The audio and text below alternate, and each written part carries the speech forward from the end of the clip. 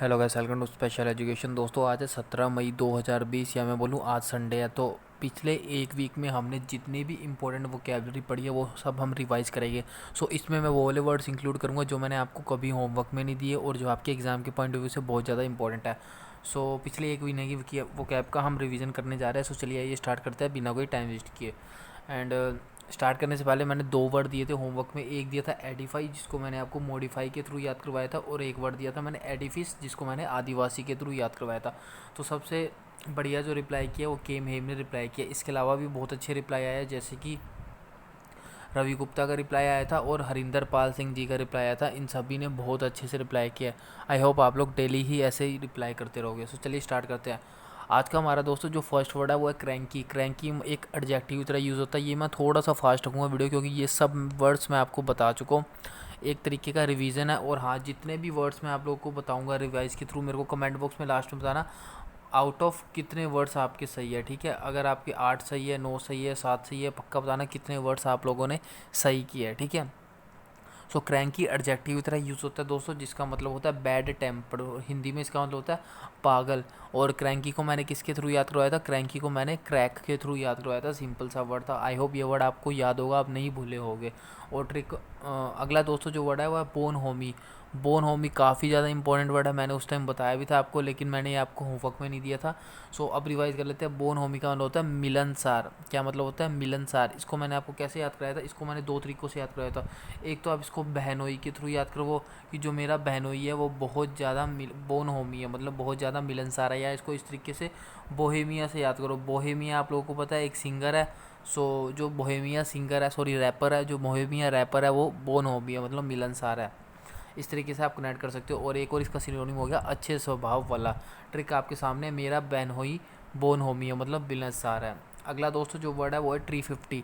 Tree 50 दोस्तों adjective की तरह यूज़ होता है, जिसका मतलब होता है इकोनॉमिकल, या फिर मैं बोलूँ सस्ता। और ट्रिफ्टी को मैंने कैसे याद कराया था? ट्रिफ्टी को मैंने आपको 350 के थ्रू याद करवाया था, मतलब 350, 350 ट्रिफ्टी। ठीक है। और ट्रिक भी दिखा देता हूँ आपको। 350 प्राइस ट्रिफ्टी होता है, मतलब 350 मतलब कम प्राइस होता है, ज़्यादा प्राइस नहीं होता। 350 प्राइस ट्रिफ्टी होता है, मतलब इकोनॉमिकल होता है या फिर सस्ता होता है। आई होप ये वर्ड भी आपको याद होगा। अब इसका एग्जाम्पल नहीं है, तो चलिए एग्जाम्पल अगले वर्ड से मैंने एग्जाम्पल भी लेके आया हूँ।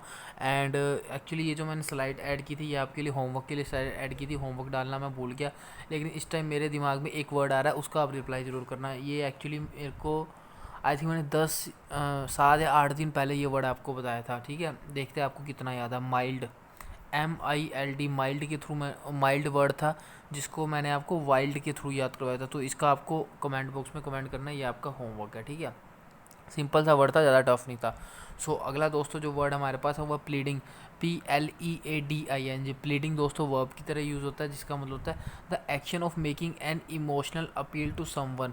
किसी से इमोशनली होकर रिक्वेस्ट करना। ठीक है, या फिर हिंदी में इसका मतलब हो गया रिक्वेस्ट करना। और ट्रिक भी आपके सामने, please.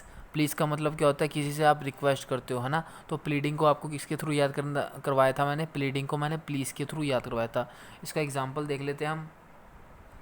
Tamil Nadu and Karnataka now are pleading for funding support from the centre. जो भी तमिलनाडु और कर्नाटका सरकार है वो नाउ प्लीडिंग, मतलब अब रिक्वेस्ट कर रही है सेंटर से, मतलब मोदी जी से, ताकि उनको फंडिंग दी जाए। यहाँ पे ये वर्ड यूज़ हुआ था। अगला दोस्तों जो वर्ड पढ़ाया था मैंने आपको, पढ़ाया था लॉग जैम। दोस्तों ये जो लॉग जैम है ये नाउन की तरह यूज़ होता है, जिसका मतलब मैंने आपको बताया था इम्पीडमेंट। इम्पीडिमेंट तो ये एक इसका सिनोनिम भी मैंने आपको बताया था इम्पासे करके, है ना। आई होप आपको ये वर्ड याद होगा, इम्पासे, जिसका मतलब होता है गतिरोधक या फिर लॉग जैम, है ना, या फिर इम्पीडिमेंट। और हिंदी में इसका मतलब हो गया गतिरोधक। और इसकी ट्रिक देख लेते हैं। लोगों ने लॉग जैम कर दिया, मतलब लोगों ने लॉग जैम कर दिया। ठीक है, आई होप ये वर्ड भी क्लियर होगा। इसका एग्जांपल देख लेते हैं। एग्जांपल आपके सामने, there is a log jam which needs to be broken. वहाँ पर एक लॉग जैम है जिसको तोड़ने की ज़रूरत है, या उस लॉग जैम को हटाने की ज़रूरत है। अगला दोस्तों जो वर्ड पढ़ा था हमने पढ़ा था इम्प्रोवाइज। ये एडजेक्टिव की तरह यूज़ होता है। जब मैंने वर्ड बताया था मैंने आपको बताया था 2 वर्ड होते हैं, एक होता है इम्प्रोवाइज, एक होता है इम्पोवराइज। तो ये इम्पोवराइज है, इम्प्रोवाइज नहीं है। इम्प्रोवाइज का मतलब होता है सुधारना, और इस वर्ड का मतलब होता है डिप्राइव्ड और strength, Hindi deprived of strength, Hindi में इसका मतलब होता है शक्तिहीन होना। और इसको कैसे याद कराया था, इम्प्रोवाइज को हमने इम्प्रोवाइज से याद करवाया था। इम्प्रोवाइज मतलब ट्रिक आपके सामने है, वह इम्प्रोवाइज होना चाहता था बट इम्पोवराइज हो गया, मतलब वह स्ट्रेंथन होना चाहता था, शक्तिशाली होना चाहता बट इम्पोवराइज हो गया, मतलब शक्तिहीन हो गया। इस तरीके से वर्ड याद करवाया था। इसका एग्जांपल देख लेता है। द डिक्टेटर जो तानाशाह था, एनरिच्ड हिमसेल्फ, उसने खुद को तो एनरिच कर लिया, मतलब खुद तो अमीर बन गया, बट इम्पोवराइज हिज पीपल, अपनी जनता को शक्तिहीन कर दिया, इम्पोवराइज कर दिया। आई होप ये वर्ड भी आप लोगों को याद होगा। अगला दोस्तों जो वर्ड है वो ब्लीक। ब्लीक दोस्तों एडजेक्टिव की तरह यूज होता है, जिसका मतलब होता है बैड, नॉट एनकरेजिंग या फिर नॉट होपफुल, या इसको मैं बोलूँ होपलेस। ये किसी सिचुएशन के लिए यूज़ होता है। हिंदी में इसका मतलब हो गया ख़राब, बुरी या निराशपूर्ण। किसी भी स्थिति, कोई ख़राब स्थिति होगी, बुरी स्थिति होगी या फिर निराशापूर्ण स्थिति होगी।